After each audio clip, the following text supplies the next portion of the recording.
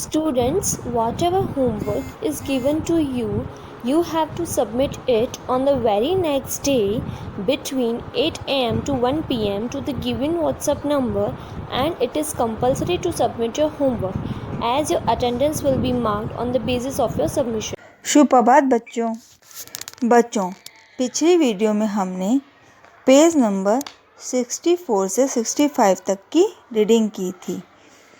अब हम page number 66 से 67 तक की रीडिंग करेंगे।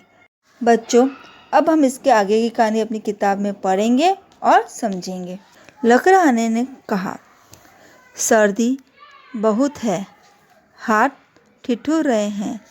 मैं मुंह से फूंक कर उन्हें जरा गरम कर लेता हूँ, फिर ठिठुरने लगते हैं, फिर फूंक लेता हूँ। मियाँ बालिशतर ने अपना सुपारी जैसा सिर हिलाया और कहा, अच्छा अच्छा, यह बात है। यह कहकर मियाँ बालिशतर वहाँ से खिसक गया, मगर रहा आसपास ही और कहीं दूर से बैठकर बराबर देख रहा था कि लकड़हारा और क्या करता है। बच्चों, जब बालिशतर ने लकड़हारे से पूछा कि तुम ऐसे गरी हाथ को मुंह पे लाकर फूंक क्यों मारते हो, तब लकड़हारे ने कहा, सर्दी बहुत है, हाथ ठिठुर जाते हैं, इसलिए मैं उनको मुंह के पास लाकर फूंक मारता हूँ, जिससे ये गर्म हो जाते हैं। मियाँ बालिशतर ने अपना सुपारी जितना ही, सुपारी के दाना देखा है ना आपने बच्चों, कितना छोटा होता है, उतना सा उसका सर था। वो अपना सर हिलाता है और कहता है, अच्छा अच्छा, ये बात है। ये कहकर मियाँ बालिशतर वहाँ से चला जाता है, मगर रहता उसके आसपास ही है, कहीं दूर बैठ के उसको देख रहा होता है कि लकड़हारा और क्या क्या चीज़ें करता है। दोपहर का वक्त आया। लकड़हारे को खाना पकाने की फिक्र हुई। इधर उधर से 2 पत्थर उठाकर चूल्हा बनाया और लकड़ी जलाकर उस पर आलू उबलने के लिए रख दिए। गीली लकड़ी थी, इसलिए आग बार बार ठंडी हो जाती तो लकड़हारा मुंह से फूंक कर तेज कर देता था। मियाँ बालिशतर ने दूर से देखकर अपने मन में कहा, अब यह फिर फूंकता है, क्या इसके मुंह से आग निकलती है? लकड़हारे को भूख ज़्यादा लगी थी, इसलिए हांडी में से एक आलू निकाल लिया और मुंह से फूंक फूंक करके फूंकने लगा। वक्त का अर्थ है समय। फिक्र का अर्थ है चिंता। बच्चों, दोपहर का समय हो गया था तो लकड़हारे को खाने की चिंता सताने लगी, इसलिए वो इधर उधर से 2 पत्थर उठा के आया और चूल्हा बनाया। चूल्हा एक ऐसा होता है जिसमें लकड़ी से आग जलाकर खाना पकाया जाता है, और लकड़ियाँ गीली थी इसलिए वो जली नहीं, गरी बुझ जाती थी, यानी आग बंद हो जाती थी। और उसने उस आग जला के उसके ऊपर आलू उबालने के लिए रखती है। जब वो गरी ठंडी हो जाती तो लकड़हारा गरी उसे मुंह से फूंक मारता, जिससे वो आग तेज हो जाए और आलू उबल जाए। मियाँ बालिशतर दूर से ये सब चीज़ें देख रहा था और मन में कहने लगा, अब ये वापस फूंकता है, क्या इसके मुंह से आग ही निकलती रहती है कि गरी फूंक मारता रहता है? तो लकड़हारे को भूख भी ज़्यादा लगी थी, क्योंकि सुबह से उसने कुछ खाया नहीं था, इसलिए वो हांडी में से एक आलू बाहर निकालता है और उसको फूंक मारता है, जिससे वो आलू जल्दी ठंडा हो जाए। पर बालिशतर को ये पता नहीं था।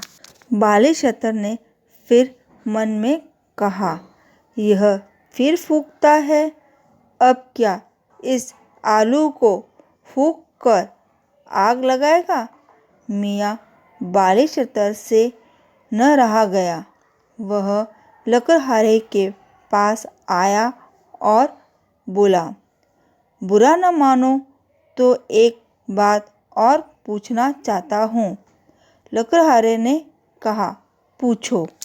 मियाँ बालीशतर ने कहा, तुमने सुबह मुझसे कहा था कि मुँह से फूंक कर अपने हाथों को गरम करता हूँ। अब इस आलू को क्यों फूंकते हो? यह तो बहुत गर्म है, इसे और गरमाने से क्या फ़ायदा? नहीं, यह आलू बहुत गर्म है, मैं इसे मुँह से फूंक फूंक कर ठंडा कर रहा हूँ। यह सुनकर मियाँ बालीशतर का मुँह पीला पड़ गया। वह डर के मारे थर थर काँपने लगा। लकड़हारे ने पूछा, क्यों, क्या हुआ? क्या सर्दी बहुत लग रही है? बच्चों, जब बालीशतर लकड़हारे को आलू को हांडी में से निकाल के मुंह से फूंक मारता हुआ देखता है तो उसके मन में फिर से एक सवाल उठता है कि ये आलू को फिर क्यों फूंक मारा है? क्या आलू को और भी आग लगानी है इसे? मियाँ बालीशतर से रहा नहीं गया।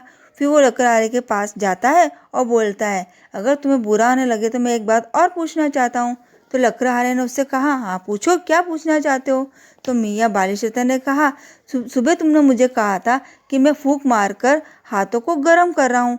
अब आलू तो पहले गर्म ही है, फिर तुम इसे और क्यों गर्म कर रहे हो?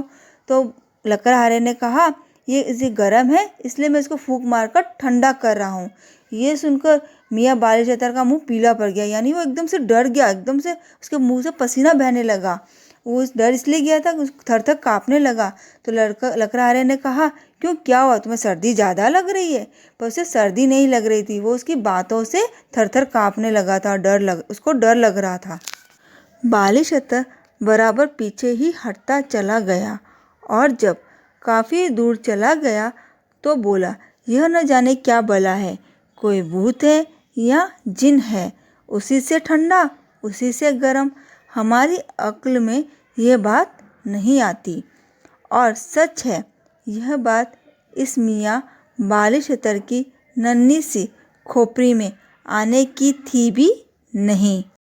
बच्चों, जब सुबह बालीशतर ने लकड़हारे को देखा कि वो हाथों को गर्म कर रहा था, अब जब वो गर्म आलू को ठंडा कर रहा था तो वो डर गया। उसको लगा कि पता नहीं क्या है, ये भूत है या जिन है, उसी से ठंडा करता है उसी से गर्म करता है। इसलिए वो उसको देखकर दूर हटने लगा, काफ़ी दूर चला गया उससे और बोला कि ये मेरी अक्ल में आने वाली बात नहीं है।